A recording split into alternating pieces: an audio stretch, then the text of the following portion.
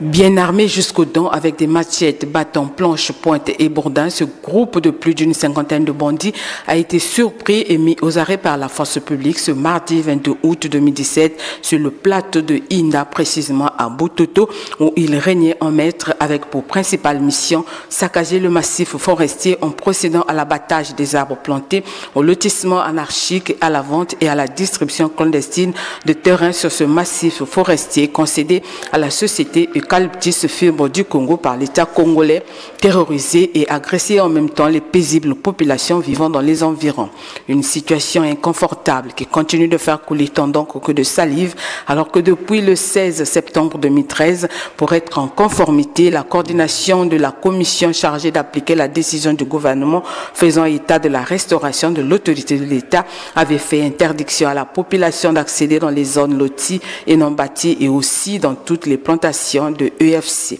Face à ces comportements inciviques, le préfet de Pointe-Noire, Alexandre Honoré Paka, a, en sa qualité de président de la commission de coordination, réagi en ces termes. Les décisions que nous exécutons sont des décisions du Conseil des ministres du 8 août 2013. Donc jusqu'à ce jour, nous n'avons pas encore enregistré un Conseil des ministres qui dit le contraire. Ceci étant fait, au nom du sacro-saint fin, je dis bien au nom du sacro principe de continuité de l'État et conformément aux dispositions des décrets que j'ai sous les yeux ici,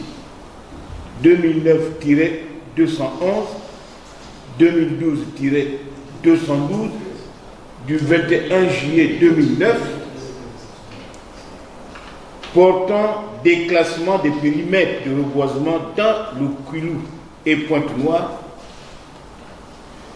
Pour le cas de Pointe-Noire, les zones du plateau de Yinda, les zones de Mongo Mpuku, Vindulu, Ngwambusi, Sokavilu,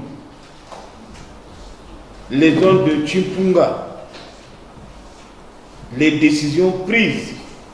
le 8 août 2013 par le Conseil des ministres demeurent valables. Rappelons qu'en 2013, lors du Conseil des ministres du 8 août 2013, l'occupation anarchique du domaine public, notamment le massif forestier appartenant à EFC, a fait l'objet d'un examen minutieux ayant abouti à des recommandations. Il s'agit entre autres de la récupération des superficies illégalement occupées, la poursuite devant les tribunaux des personnes ayant vendu le domaine public, ainsi que les occupants des terrains de EFC et l'annulation pure et simple des titres fonciers abusifs. Mais seulement voilà, 4 ans après, et ce malgré les nombreuses dispositions prises par la commission de coordination mise en place pour la circonstance, à l'instar de l'adresse du commandant de la zone militaire de défense numéro 1 à l'endroit des sages, terriens, chefs de quartier, autorités civiles et militaires, pour donner la position de la force publique plus que déterminée à trouver le juste milieu dans cette affaire. Les gens mal intentionnés continuent à spolier le domaine public. Pour éviter le pire,